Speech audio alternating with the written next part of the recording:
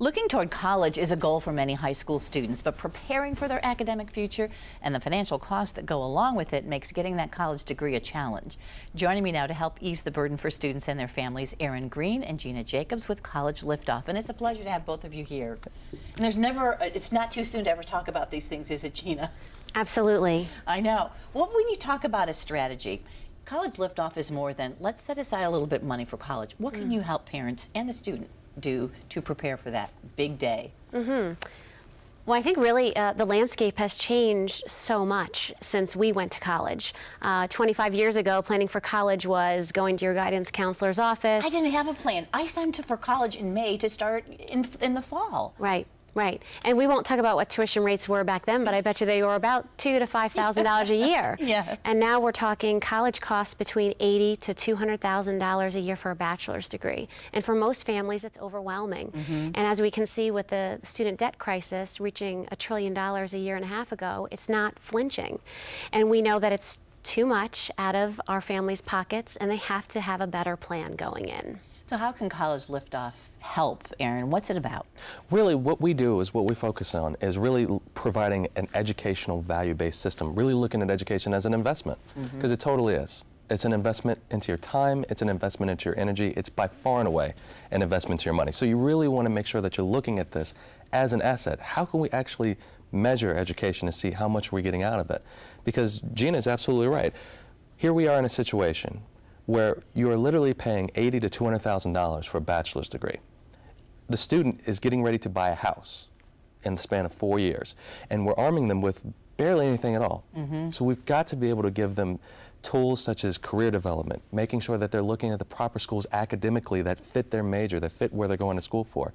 Mapping the financial outcome of what that degree should cost based off of that output. So really looking at the cost, not so much of a basis of how much this university costs, how much money you have in the bank, but how much should this degree really yield? Because there are very different degrees, and they all yield very different outcomes. And I would think, too, as a parent, and I'm trying to guide my own student like you were trying to guide parents and students, are you going to make this money back in the end? Yeah. You know, is it really going to be worth it to get the degree you're going to get? Will you make enough money to make it Right. well, right, Gina? Well, and there's so much rhetoric and talk at a very high level that investing in a bachelor's degree will benefit you throughout your lifetime. You'll make, $1 million more than everybody else. Well, the truth is you have the first 10 years of your working life to pay off that student debt.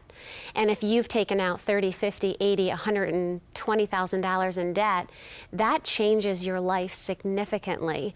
And they don't think about it at the time. Right. They just sign away for the debt. We see financial aid award letters being presented to families that have anywhere from $20,000 to $50,000 a year in student loan money being offered through the university. And people are signing to close the gap, as we say, so that they have everything, quote unquote, paid for. And at the end, they're walking out with, multiple thousands of dollars in debt that they can't handle. So you've talked about financial strategy, but also, Erin, it's interesting that you talk about planning on what college, because I know from experience with friends, a lot of it is the prestige factor. And sometimes the prestige factor, you're going to pay a lot for it, but in the end, does it come back to help? It does. It really does, because it's such a different ballgame now in that sense of 20 years ago, you could walk out of school with any degree you wanted and you were fine. Here, we just don't exist in that economy anymore. We can take a look at a school like Ohio State. And I'm a Buckeye grad. OSU has 177 majors, more majors than any school in the country. And it's so specified now for a student, where the reality is for a high school student, they are facing the hardest choice coming out of high school we've ever seen. The highest cost for education we've ever seen, overabundance of bachelor's degrees in the system. And we're seeing just a lot of that going on. Well, we've only touched the tip of the iceberg, and I know you have a session coming up, and we want to make sure that people find out about that. It's coming up on June 27th, if they have any questions. And quickly, Erin, is there a better age of the student that the parents should start to come see you? We like to work mostly with any student that's in their sophomore, junior, and senior year. That's really our bread and butter. That's when we can really look at and affect what's going on with that student's college planning. Erin and Gina, thank you so much. Interesting conversation. We've had the information up there. Hopefully families will reach out to you. Thank you both. Thank you very much. Thanks, Gil.